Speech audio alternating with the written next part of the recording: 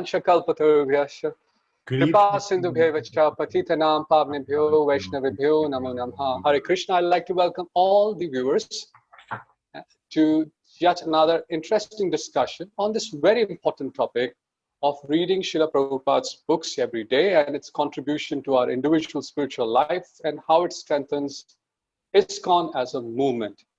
For today's discussion, I'm inviting one of our very, very senior members in the society, a GBC member. He has many firsts to his name. First, let me give the name, which is His Grace Praghosa Prabhu. Praghosa Prabhu, welcome for this discussion. Praghosa Prabhu has many firsts to his name. The one that I remember is probably he was the first Irish person to join the movement. That was a joke. The second is he definitely was the youngest second generation or first generation, whichever way you may look at it, Prabhupada's disciple to become a governing body commissioner of ISKCON. Besides that, he also has another badge of honor, which is he managed to, over a period of time, push out anti-ISKCON propaganda with something very healthy, very positive, in the form of Dandavats. So Prabhu is the person behind Dandavats, and we all owe a lot to Dandavats for what it has contributed to our keeping us happy and excited every day in our lives. So many other things. The one other thing that I really like is conversing with Prabhu, hearing from him, especially when he gets on the stage. He has this knack of bringing in apt, appropriate quotations of Srila Prabhupada to remind everyone. And that was indeed the main reason why I invited him for this discussion. Praghosa Prabhu, I'm sure you would forgive me for where I would have transgressed etiquette, but thank you so much for joining us today. But what I won't forgive you for is, embarrassing me with those comments. Well, there'll be more coming, so please tighten your belt. Praghosa Prabhu, what was your first experience with Srila Prabhupada's books? When, where, how? Oh, okay. Nice question. My very first experience with Srila Prabhupada's books was that I, believe it or not, found and subsequently, actually, I've understood from other devotees that this type of thing is not uncommon. But I actually found a science of self-realization on a bus. And the cover of the science of self-realization in those days, was a picture of Srila Prabhupada. And, I guess, how old was I? I suppose I was around 18, 19, that kind of age. And, I don't think I'd ever really seen, or I certainly hadn't registered with me before, seeing a person like that. Now, of course, we would use the word, sadhu and like that. But at that point in my life, I just, it's interesting, you could never really now think like that. But, a certain point in your life, you don't equate pictures, images you just haven't seen. And, and you just don't, you can't place them, basically. Because my next experience, which actually is arguably more significant, having said that, the Science of Self-Realization became a very significant book in my life, actually, in many respects. But the next thing was, I was at, quote unquote, and my apologies in advance, I was at a party in a person's house. That person is a devotee now. Not sure if I should mention them, but they're a devotee now and have been a devotee for many, many years. But at that point, they, like me, had recently been introduced to Krishna consciousness. And of course, as in the great tradition of book distribution, that person, I think they told me they'd only, met devotees a week or 2 weeks or something like that. And they hadn't joined the temple or anything. They were still living in their flat, their apartment. And they told me that somehow or another, next, that they agreed to buying a full set of Srila Prabhupada's books. So that was all, great book distributors, devotees really pushing out. We saw with the Badger campaign just now, how successful devotees have been. So this person, I was in their apartment, as I say, at a party that, they hadn't made any commitment to Krishna consciousness at this stage. I knew nothing about that. And late into the night, when sort of, you know, you're just sort of spacing out this, that, and the other, you know, I noticed a box beside me. I was sitting on the floor. I noticed a box beside me. I looked in the box, and what I didn't know at the time, but what now I know, it was a box of Chaitanya Charitamritas. And I saw a picture again, I didn't know at the time, a picture of Lord Chaitanya. And I just couldn't, I remember looking at it thinking, what's that? Who is that a person? Is that, what is that a you know, an artist impression of something? You know, I just couldn't place it. And because, for me at least, because I couldn't place something, it just really intrigued me. So likewise with the Science of Self-Realization, it really intrigued me. So when I was getting off the bus, I brought that book home with me. Which one happened first, the bus experience or the party experience? Actually, you know, memories can be a little challenging sometimes. But now that, because as I was speaking about finding the book, then I remembered the party experience with the Chaitanya Charitamrita. And I think if you were to push me on it, I think I would say the very first experience was actually the Chaitanya Charitamrita at that party. I, of course, at that point didn't read any of that book. I was just looking fascinated by the pictures. Well, Prabhupada said that these pictures are windows to the spiritual world. It definitely seems it happened to give you a glimpse and got you interested in coming back and picking up on this literature. When did you actually, which year, and when did you actually pick up a book and started to read it? And what inspired you to do so? Well, okay. That I do remember a little bit better. And it was the Science of Self-Realization, the one that I found on the bus. I think the year that I started to read it was 1981. And the reason, very clear to me, the reason, because this is pulling me right back to my early days. It's quite interesting. Oh, and I'm revealing everything, and it's online, and it goes out online, etc., etc. But anyway, what to do, you know?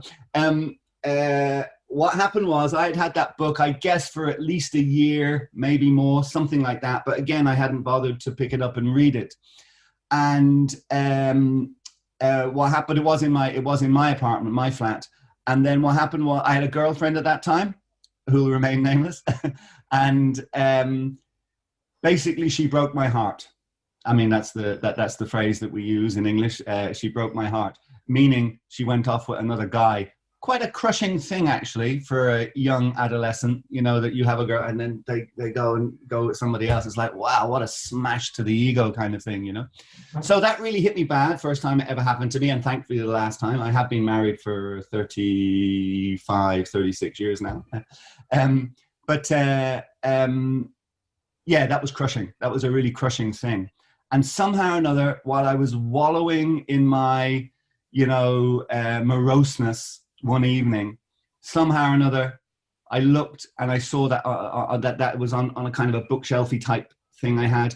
I just noticed that book again, and something inspired me to pick it up and start reading it. And that was when I started reading the Science of Self-Realization. And of course, you know, now I know, reading in Bhagavad Gita, there are 4 types of people that come to Krishna consciousness, and one of those is the distressed. So I was in a very distressed situation. She had put me in a very, I thank her, I fall at her feet now. But, you know, she had put me in a very distressed situation, and then I started reading the Science of Self-Realization, yeah. Do you remember anything from your first reading which really struck your heart and made you say, oh, I want to read this more or read it again? Absolutely. This is very interesting, you know, because absolutely. And I've spoken about this, you know, at different times. I can't remember now. I'd have to really go and check, and I didn't check beforehand. But just because in one sense it's relatively innocuous. It wasn't like some big thing that Prabhupada was saying, because he says it millions of times in his books. But for me, whatever part of the book I was reading, there was just a sentence with a comma in between, as far as I can remember. Maybe it was 2 sentences, but I think a comma in between. And it just basically said, Prabhupada was saying, we are not these bodies. And then the very next phrase was, and we are not these minds. And when I heard that, when I read that, that literally, right at that moment, sort of lifted that distress. That distress literally melted away, because I could understand that this distress that I was experiencing was very much as a result of what was going on in my mind and the attachment, etc. and all. But two things: the attachment to the girl, but then also the kind of ego being crushed by, you know, her opting for somebody else. So when I read those two sentences, or that one sentence, whatever it was, it just completely explained everything to me, and everything fell into place, and it was actually really, really powerful.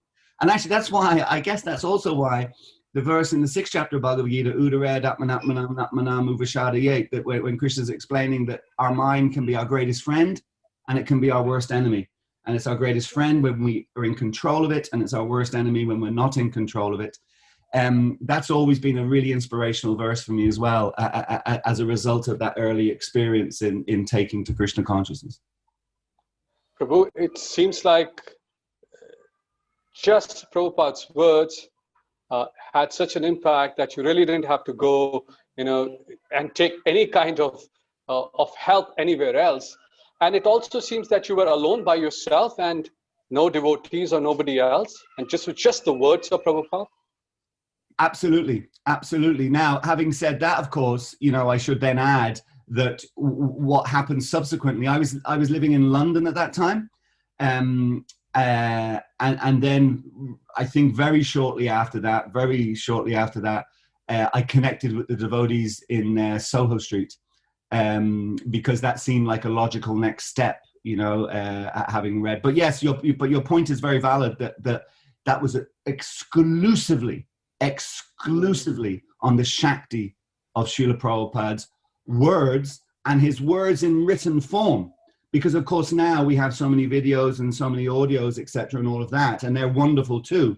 But at that point in time, that wasn't available to me, and probably wasn't even so readily available for many really in those days. So it literally was the power of Prabhupada's words in the written form. Absolutely. Prabhu, I know that you read a lot, and I'm sure that even in your young age, you must have read a lot. When you juxtapose what you read, those words of Prabhupada versus everything else you had read before, any comparison, anything that you can present to inspire us? Well, sorry, if I understand the question correctly, you're saying that something I might have read that wasn't necessarily Krishna conscious as such. Absolutely. That's the comparison I want to see. You know, Tapan Prabhu, I don't know if this is the answer you want, but I think I would have to say no. I think I would have to say no. It was just incomparable, actually. I don't think at that stage, late teens, whatever it was, I don't think that I don't think I'd ever even thought what the mind was. I mean, maybe that sounds like a fairly dramatic statement, I guess, you know, but it's certainly not in any, maybe I had skimmed it slightly or whatever, but certainly in no depth, no, and making that distinction between the body, the mind, the intelligence, the soul. Yeah, no, I don't think I would have. I think what I read in Prabhupada's Science of Self-Realization was completely unique to me at that time. I mean, the book, Science of Self-Realization, with the many devotees that have spoken, it's led such an impact on the lives of so many devotees, you know, who just moved, especially those, quote unquote, who I would call as were looking for intelligent answers, were coming from other faiths, and they could see in that book how Prabhupada clearly separated pure Krishna consciousness, real spirituality, with what was otherwise quoted or claimed to be religion, spirituality, etc. I guess what was your experience in that regard? I mean, you come from Ireland, and we all know Ireland used to be, and it still is a fairly strong Shaktiman country. So please feel free if you want to answer that question. I don't want to put you in a spot, but it would be helpful to hear. Ireland is known as the land of the saints and the scholars.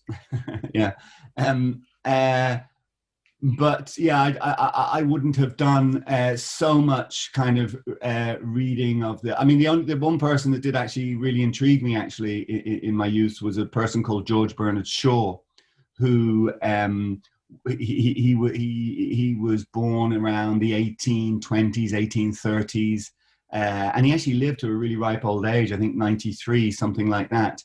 And I was a little interested in him. Certainly, what really fascinated me about him was that he was a vegetarian, and of course at that time, I had just become a vegetarian. This was prior to meeting the devotees. I'd become a vegetarian, again, being inspired through other people, actually. But then he became really fascinating, because at that time in Ireland, at least, being a vegetarian, what it meant, well, I was living, that was just before I went to London. So I was living at home with my parents and or with my family. And basically meal times when you were a vegetarian in those days was you got the exact same meal as your family minus the meat, like that. So and there were no vegetarian restaurants. There was in Dublin. There was one what they call it macrobiotic restaurant, but it wasn't exclusively vegetarian. So really, vegetarianism really hadn't taken hold whatsoever, at least in Ireland at that time. And you know, then I started thinking, God, amazing! Imagine being a vegetarian in the 1830s, 40s, 50s, 60s. How austere that must have been, trying to keep to your vegetarian diet.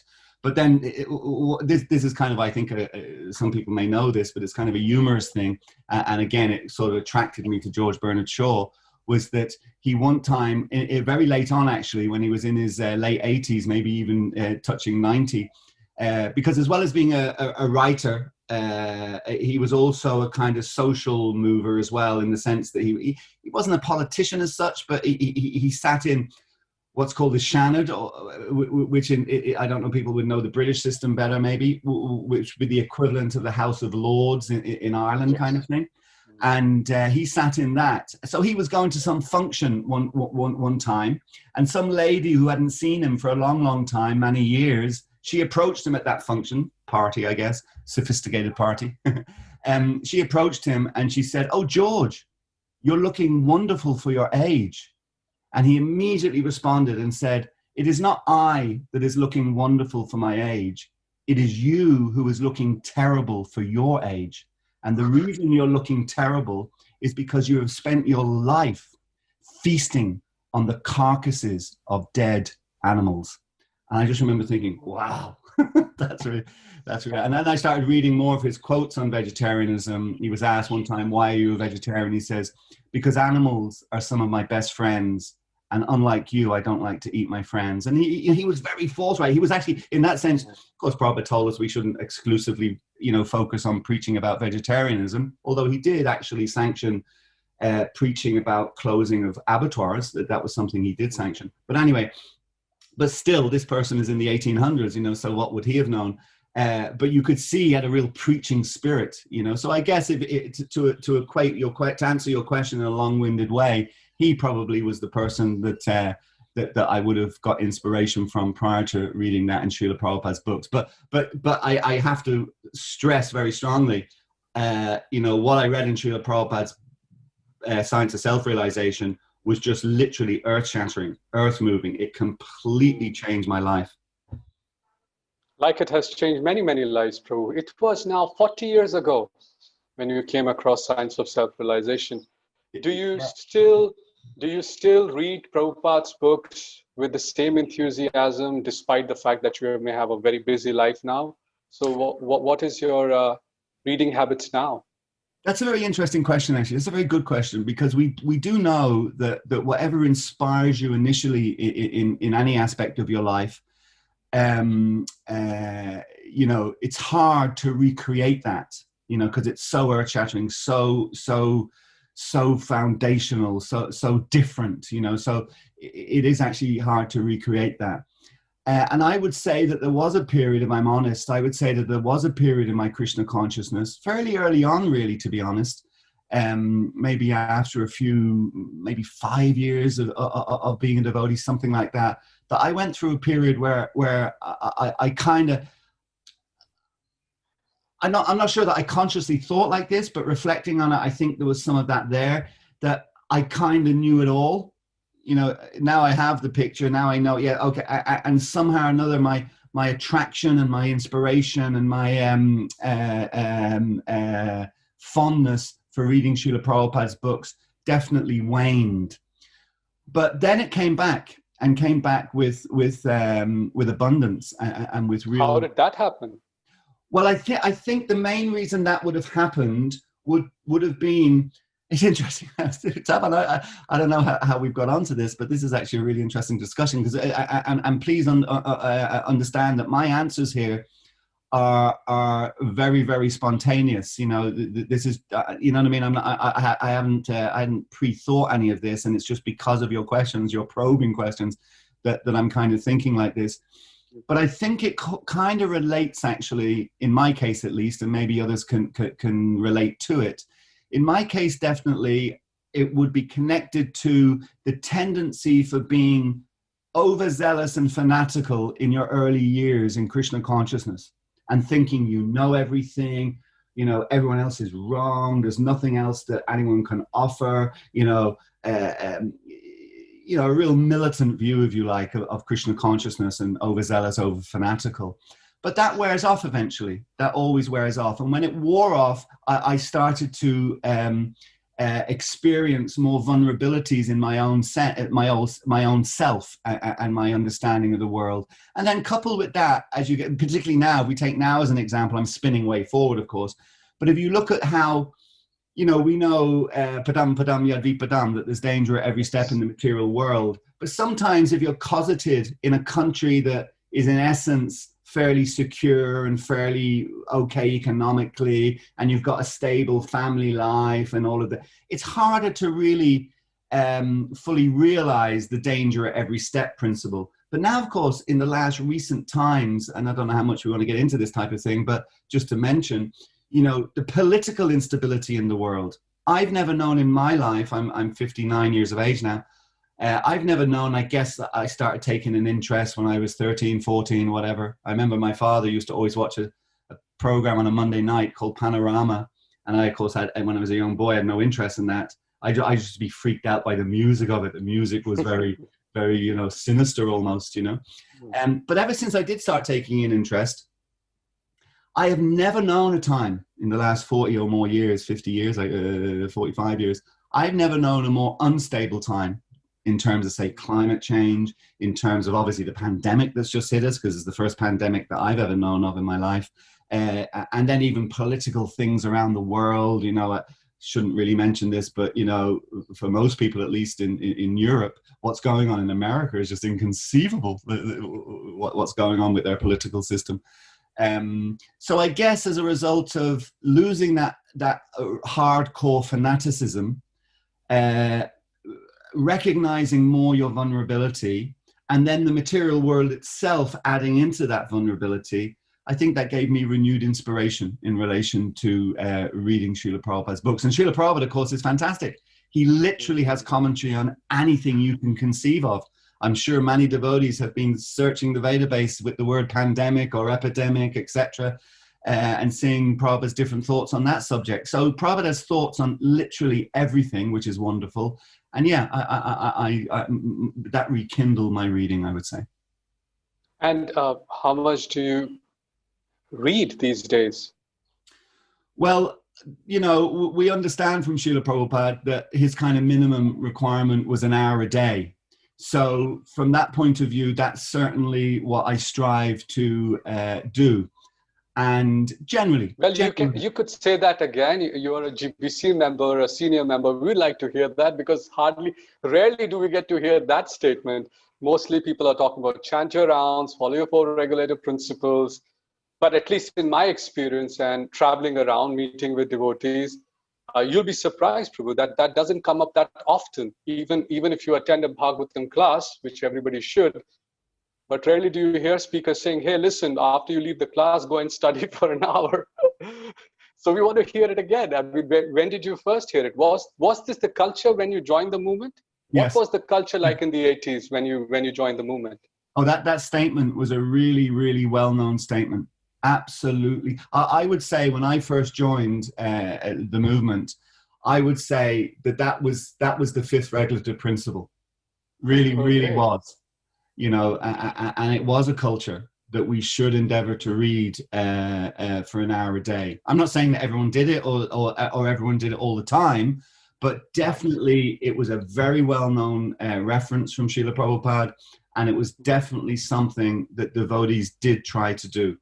And just because you mentioned about doing it after class, that is something that I never do, just as a point of information. But my experience of reading, as I think most devotees would know, it can be the greatest sleeping pill, and a great cure for insomnia. You just pick up a book and start reading. So for me, what I endeavor to do is in the morning time, which, by the way, you're interrupting now. just joking. But I will try to clear as much as possible of the in tray, because the in tray is there and you have to respond to this and deal with this, your to-do list.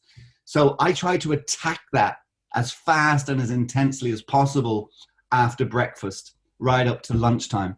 And then after lunch, I will take a nap.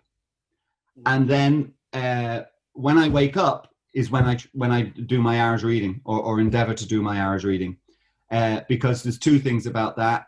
One thing mainly is that you've just had a nap. So I find myself most refreshed, and it's very unlikely that I'm going to start falling asleep again. So that would be my reading kind of schedule. Straight after lunch, have a nap. And then once I wake up from the nap, I will then read. And then the other thing, of course, is that you don't always achieve it for one reason or another. That's absolutely true. But then it also gets supplemented with other reading that I would say is more service-based. In other words, you might have to research something, or you're sent something that you have to read. And there are many references to Prabhupada and Prabhupada's quotes in what you have to read. So, there's your kind of hour that you try to get of your own personal reading. And then there's the supplementary reading that just comes as a matter of course. Very encouraging, Prabhu, to know that you're able to give an hour and still follow the fifth regulative principle. I wish that the fifth regulative principle was enshrined more formally so that all of us feel inspired to do the same. Prabhu, I want to ask you two questions on this point. One is, what is your observation regarding the culture of reading in the movement over the last 40 years now? Improved, the same? What's happened? So please share something on that. Yeah, and I don't want to be controversial. Please go ahead. I can edit it out if you tell me later. Well, I would say, like I said, for me joining, it was kind of the unspoken fifth regulative principle. But the problem nowadays, in my experience, I'm not saying this is all over the world, but certainly in parts of the world that I'm familiar with, I would say that one of the big problems is, I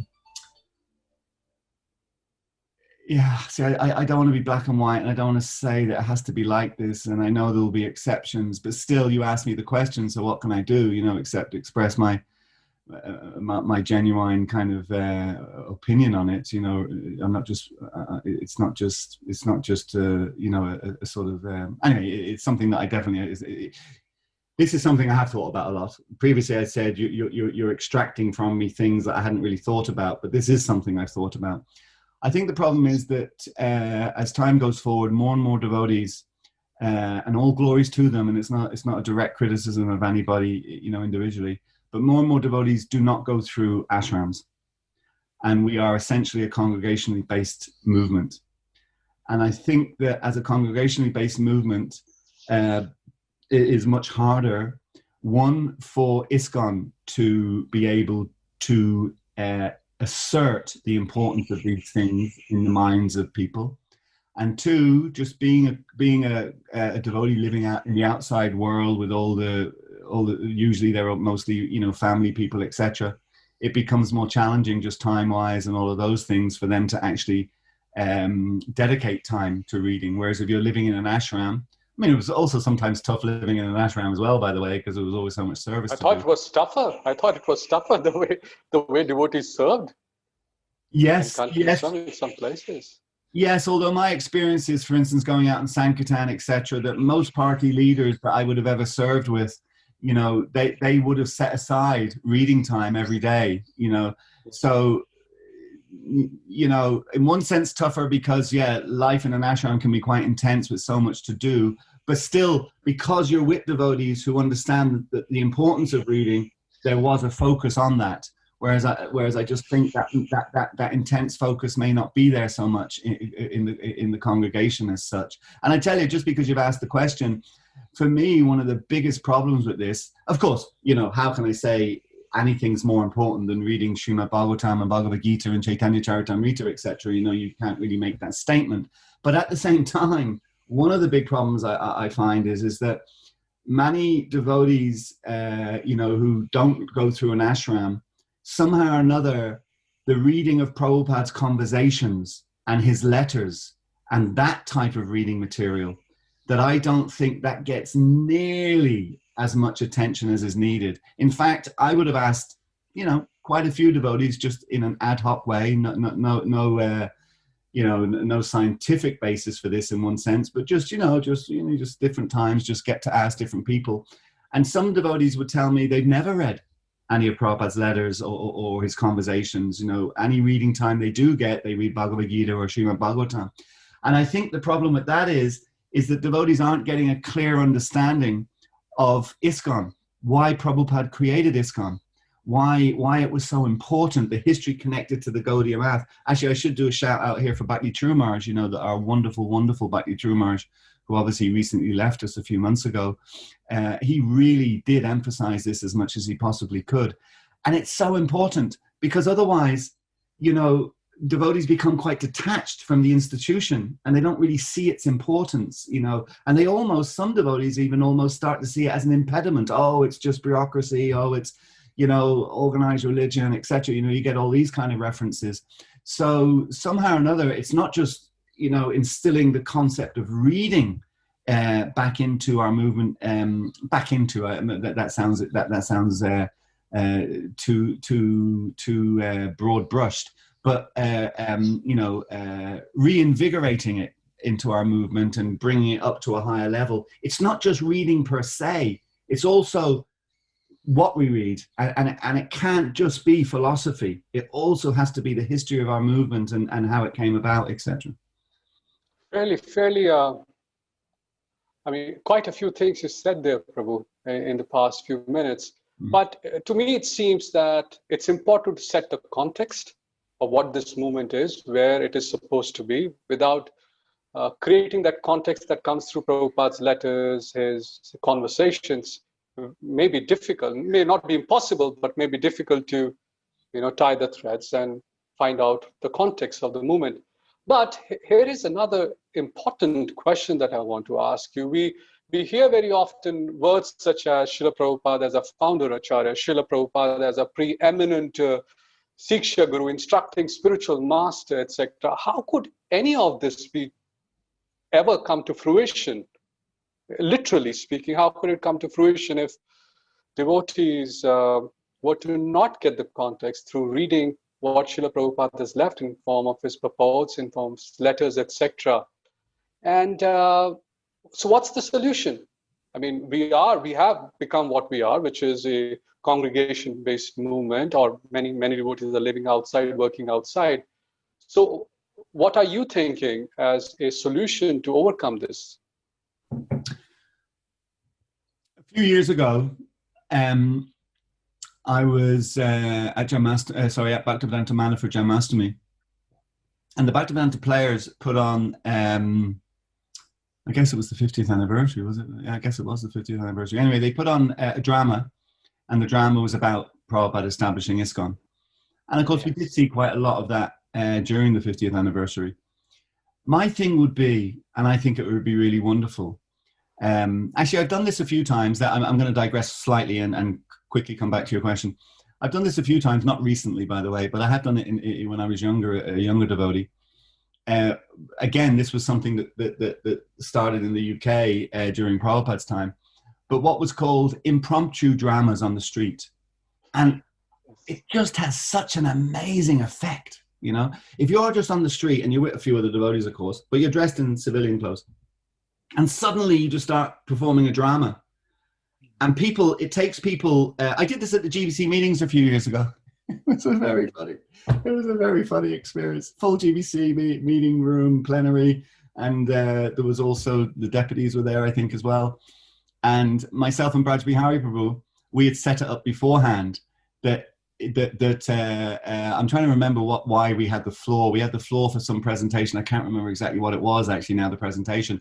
But anyway, I started with this impromptu kind of drama, which no one, and it was really funny to watch. You look at, and particularly Beer Krishna Maharaj, you can ask him about it. Because, oh no, not Beer Krishna Maharaj, sorry. He's the one that said he sussed it early that it was, but you can practically ask any other GBC member, you know, they all thought this was for real and they were getting really, really worried, you know. But anyway, whatever it was, Braj Bihari offered that mediation would be a good solution. And I just started blasting him. Mediation's rubbish, you know, it's just a kicking it down the road solution, never deals with anything. You know, and I started really getting on his case, you know, and he started to go really sort of like, you know, sheepish and fearful like this, you know, and the GBC, and one GBC member, I can't remember who it was, looked to the chairman and says, Mr. Chairman, you have to put a stop to this. Is outrageous what's going on in our...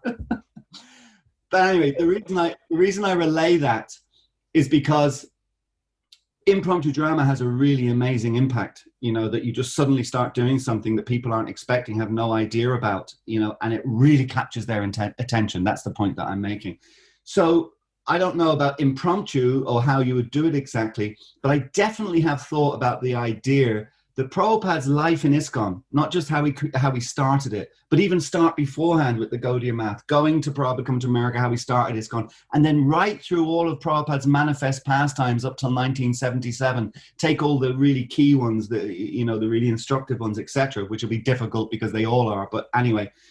And somehow or another, you have a traveling roadshow that goes around the whole ISKCON world and puts on festivals where these pastimes are enacted, and you bring to life Prabhupada's letters and Prabhupada's conversations, etc. You just bring them to life. So rather than someone sitting down and having to read it black and white in a book, they literally can go and have a cinema or theater experience of it.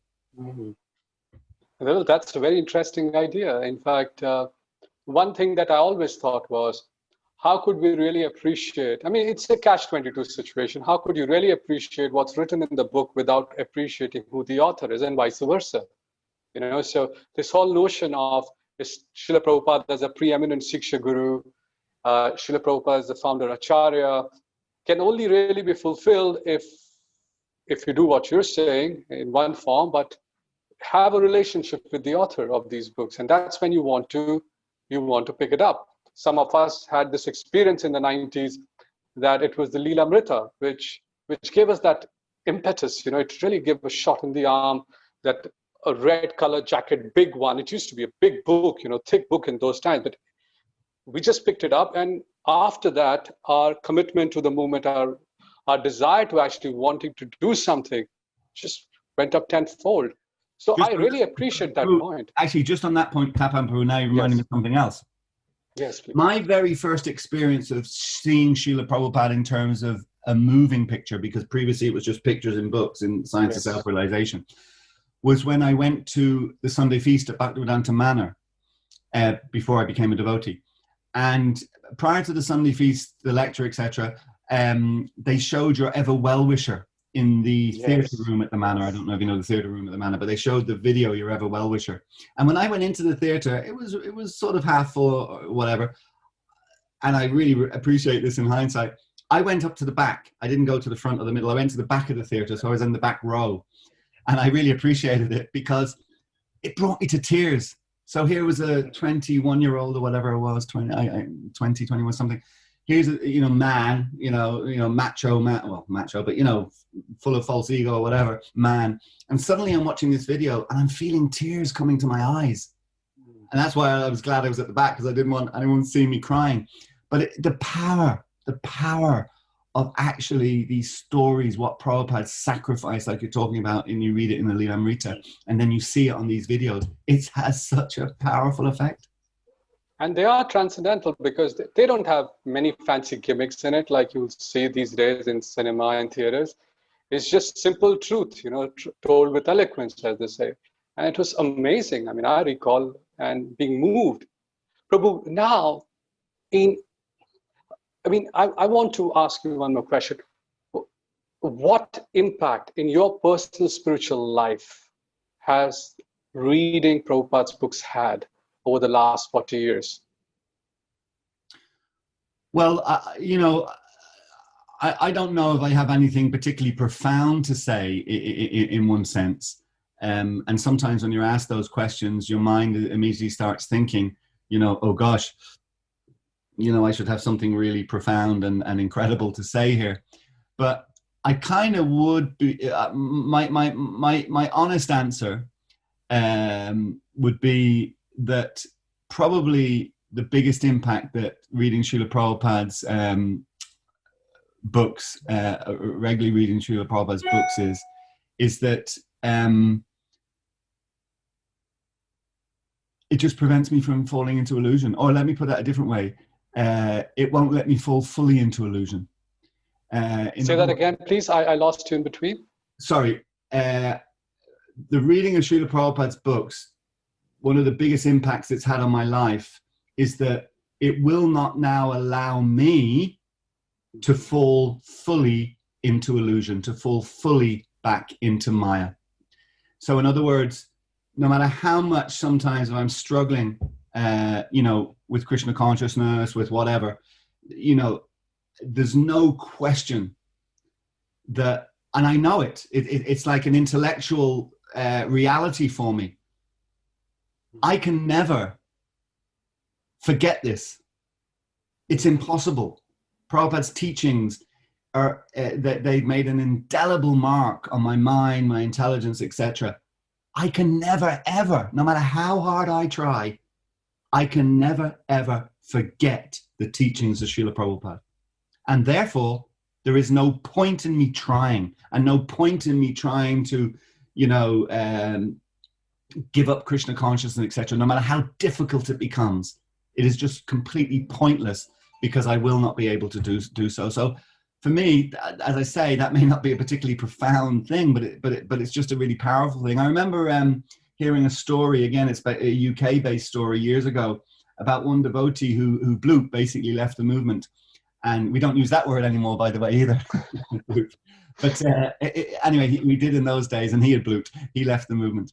And he was in a pub one evening, sitting in a pub, having a pint of beer or whatever it was, or maybe something stronger, I don't know. Anyway, he was sitting in a pub and on his own. And then somehow or other, he got chatting with somebody. And the person that he was chatting to started telling him that they felt suicidal. And he encouraged them and was successful in his encouragement for them to go and visit a Hare Krishna temple. And the person did. They went and visited a Hare Krishna temple, and that person is a devotee and is a devotee to this very day.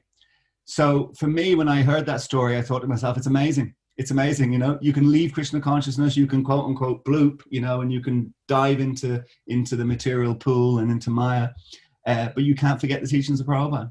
And therefore, even though this person, this devotee, is sitting in a public house, a liquor house, drinking alcohol, he then starts preaching to somebody else, and then that person becomes a devotee, So yeah, reading Prabhupada's books, it smashes the illusion. You cannot absorb the illusion again.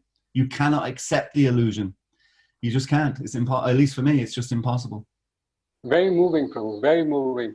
Prabhu, what do you say? What do you say to devotees, who are now overwhelmed with the number of books that are out there to read, and they're struggling? How do we fit all of this Srimad Bhagavatam, Bhagavad Gita, Chaitanya Charitamrita, and worse still? I mean, I don't know if you've heard of this. I heard of it from some of the speakers who said that actually sometimes devotees are now told that you should not read Srila Prabhupada's books till you've read 1, 2, 3, 4, 5. You need to have the qualification, and as in not me, thank God, but somebody else is going to tell them when they're ready to read Srila Prabhupada's books.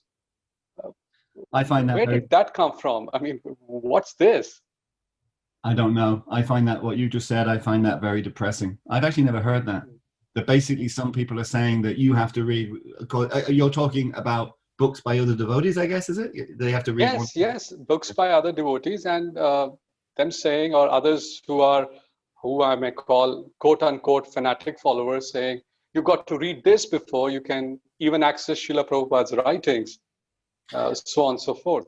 I must say, I really would not want to be, whoever's giving that information, whoever's giving that instruction, I really wouldn't want to be in their shoes at the time that I leave my body. My God, how offensive is that? It's just outrageous, absolutely outrageous. So how can they say it, one, and two, how can anybody accept it? I mean, it's ridiculous. Like I said, I found the Science of Self-Realization on a bus. I found the box of Chaitanya Charitamritas at a party I was at. Prabhupada translated all these books and printed them and distributed them to the general public on the street. The Christmas Marathon started in to my understanding, because I think there were maybe one or two different variations, but the basic story, this Christmas Marathon, or the Prabhupada Marathon as we call it now, started in Los Angeles in 1972. And what did they distribute more than anything else? The Krishna book. The Krishna book is talking on one level about this personality lifting up a mountain with his little finger of his left hand. In another pastime, you're talking about him stealing the clothes of the gopis. Yeah. Prabhupada was having his devotees distribute that book on the streets of Los Angeles and all over the world, of course. Where does that come from? How can they say that? How can they justify that? And two, how can anyone take it seriously? Here's it. Of course, you have to have a little sympathy for the second category, because maybe, they're new and they've never, they don't know anything, but as soon as they start, again, if they read Prabhupada's letters and conversations and they wouldn't be here. They wouldn't be here. Yeah. They would then turn around to that person and say, that's absolutely rubbish. I'm not following that instruction. That's a bogus instruction. And actually, you'll see behind me, I've got Yogeshwar Prabhu Swami in a Strange Land, Bhakti True Marge's Mercy book, Ocean of Mercy book. And I'll have different books, obviously, like that. But for me, they very much come into the category of, ancillary reading, extra reading, additional reading, supplementary reading. They are never my focus of prime reading. Never. Always Srila Prabhupada's books. And in my humble opinion, that should be the case for all devotees in ISKCON. And something else I would say, the BBT should be, in my opinion, extremely careful about what books they accept for publication and printing under their name. Because the BBT is the Bhaktivedanta Book Trust, it's Srila Prabhupada's Book Trust. I'm not saying that you have an absolute ban on the BBT publishing other books, but they have to be extremely cautious about what other books they publish in the name of the BBT. Right, but then there are so many other venues from which devotees are publishing books, but that's a good start. You're right. I mean, that's one place where one can exercise caution. Prabhu, I also want to ask you that often leaders, managers in ISKCON centers, temples, they're overwhelmed, much service, so much to be done, what to prioritize. What would your message be with respect to keeping Srila Prabhupada's books in the center, ensuring that the members within the temple and then the larger congregations, what can they do and what should be their priority? How can they keep everybody engaged? Any suggestions that you may have? But specifically engaged in reading Srila Prabhupada's books, is that the question? That's right, yes, that's right. And we're all different here, by the way. We're all different, so there's not one size that fits all, that's for sure. But certainly reading groups are a good idea for many. Many people do find it difficult to read alone and read on their own. Other people really thrive on that, so you can't say one or the other. But certainly reading groups, and of course now in the present environment, online reading groups, which are very easy to organize, very, very easy to organize. You mentioned the Lilamrita. We have that going on at the Dublin Centre at the minute. That there's an hour a day of online of reading of the Lilamrita. So reading groups is certainly one thing. Again, though, this just really is applicable to temples. But I know a lot of temples that I'm connected to or know about. That they would dedicate time for reading Srila Prabhupada's books in the actual temple in a collective sense, or a collective environment. So, something like that. Again, I go back to the thing about reenacting them in some sort of dramatic way so as that it captures people's attention. And of course, you know, I guess you can't get much more than the leaders of our movement. So we're talking temple presidents, we're talking GBCs, and of course we're talking ISKCON gurus, you know, very important. Now, the point you make earlier about other books available, I mean, a lot of them other books do come from ISKCON gurus, I guess, or quite a few ISKCON gurus. So they may have have to some degree a conflict of interest, I don't know. But certainly all the leaders, including the gurus, should really, really be promoting Srila Prabhupada's books. I mean, from my own personal perspective, I can't get over this simple point. And because I can't get over it, and because I've got a big false ego, I can't see how other people can get over it either. But what I can't get over is, and I say it so many times when I'm speaking or giving talks or whatever, that none of us would be here unless it was for Srila Prabhupada. You wouldn't be writing this book. You know, you just wouldn't be writing your book about this, that, or the other, whatever it is, you know, if it wasn't for Srila Prabhupada. Everything that we do in Krishna consciousness is 100% as a result of the mercy and compassion of Srila Prabhupada. So we constantly have to be, the leaders particularly, have to be refocusing people's attention on that point, and that everything stems from Prabhupada. Now, of course, Prabhupada will say, everything stemmed from his spiritual master, the previous charyas, etc. And that's absolutely true. But for us, everything, the starting point for everything is Srila Prabhupada. And, you know, we talk about gratitude.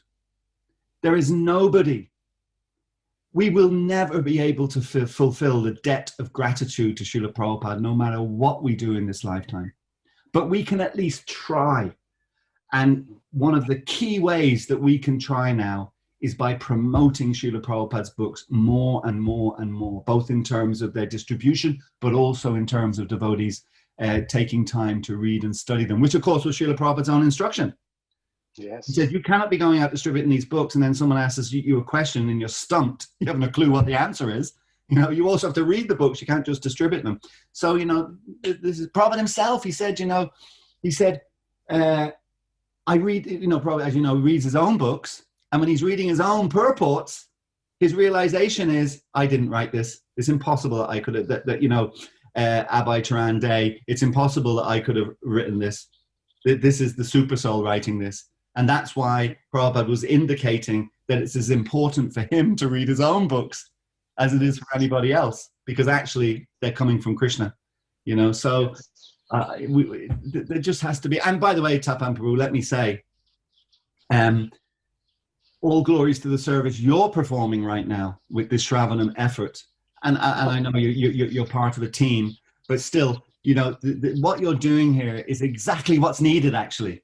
You know, more and more devotees putting this kind of emphasis and this priority on Srila Prabhupada and the reading of Srila Prabhupada's books. So actually, in one sense, when you ask me that question, you know, what you're doing is part of the solution. And I just think that has to grow and expand, and more people to do that.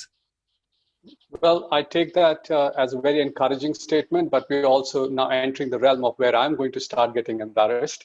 But Prabhu, I'm thoroughly moved by what you just said, very moved. And I'm sure that everybody who heard you speak with that emotion coming straight from your heart would be equally, if not more, moved in ensuring that we owe, in Prabhupada's terminology, cent% everything that we have to Srila Prabhupada and his writings.